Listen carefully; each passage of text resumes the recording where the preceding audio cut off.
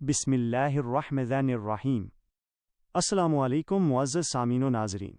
ماہ رمضان کا وہ مقدس، بابرکت اور پر نور لمحہ اب قریب آ پہنچا ہے، جس کا انتظار تمام صاحب ایمان بڑی بے صبری، تڑپ اور عقیدت سے کرتے ہیں۔ یہ وہ عظیم اور بامراد رات ہے، جو 1000 مہینوں کی مسلسل بندگی اور ریاضت سے بھی زیادہ فضیلت رکھتی ہے۔ اللہ رب العزت نے قرآن حکیم میں ایک مکمل سورہ اسی رات کی عظمت، رفعت اور جاہ و جلال کے بیان میں نازل فرمائی ہے، جسے ہم اور آپ سورہ القدر کے نام سے جانتے ہیں۔ آئیے آج نہایت سکون اور توجہ کے ساتھ اس عظیم رات کی حقیقت، اس کی فضیلت اور اس کی بے پناہ برکات کا ذکر کرتے ہیں۔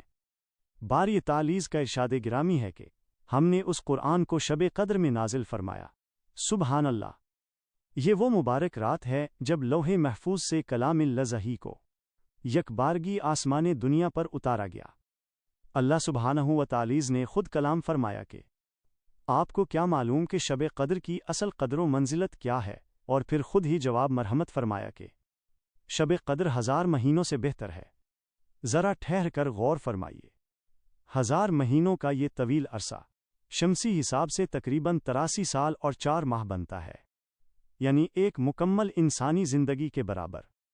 ذرا تصور تو کیجئے کہ اس ایک مختصر سی رات کی بندگی انسان کی پوری زندگی کی عبادت، محنت اور مشقت پر بھاری ہے۔ یہ میرے رب کا کتنا بڑا احسان اور کرم ہے ہم گناہگاروں پر کہ اس نے ہمیں اتنی چھوٹی سی زندگی میں اتنی بڑی رات عطا فرما دی۔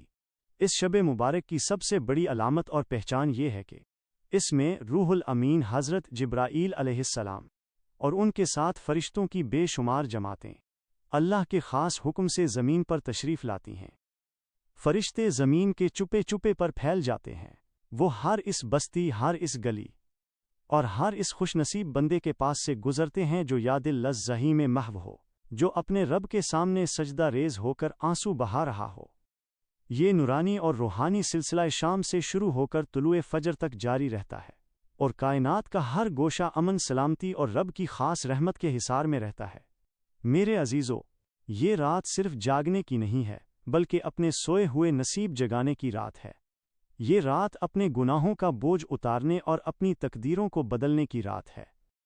حضور انور صلی اللہ علیہ وسلم نے ارشاد فرمایا کہ لیلۃ القدر کو رمضان کے آخری عشرے کی صرف طاق راتوں میں تلاش کرو، یعنی 21ویں، 23ویں، 25ویں، 27ویں اور 29ویں شب۔ اس مبارک گھڑی میں اپنی نیند کی لذت کو قربان کر دینا اور اپنے خالق و مالک کے حضور گڑ گڑانا ہی اصل کامیابی ہے۔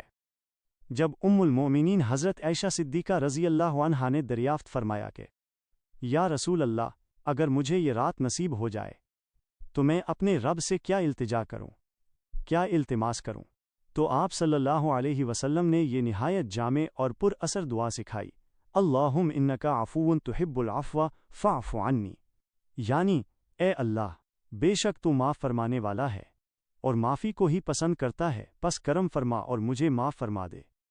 عزیزان من، یہ رات ہم سب کے لیے پروردگار کا ایک نایاب تحفہ ہے۔ اسے غفلت، موبائل فون کے استعمال یا فضول دنیاوی گفتگو میں ہرگز ضائع نہ کیجیے گا۔ کیا خبر کہ ہماری زندگی کی یہ آخری شب قدر ہو، کیا خبر کہ اگلا رمضان ہمیں نصیب ہو یا نہ ہو۔ دعا ہے کہ اللہ تبارک و تعالیٰ ہم سب کی ان ادنیز عبادات اور توبہ کو شرف قبولیت عطا فرمائے، اور ہمیں اس رات کی تمام تر سعادتوں اور انوار و برکات سے مالا مال کرے۔ اگر یہ پیغام آپ کے دل کی گہرائیوں میں اترا ہو تو اسے دوسروں تک بھی پہنچائیں تاکہ یہ آپ کے لیے اور میرے لیے صدقہ کے جاریہ بن سکے۔ جزاک اللہ خیرہ، فی امان اللہ۔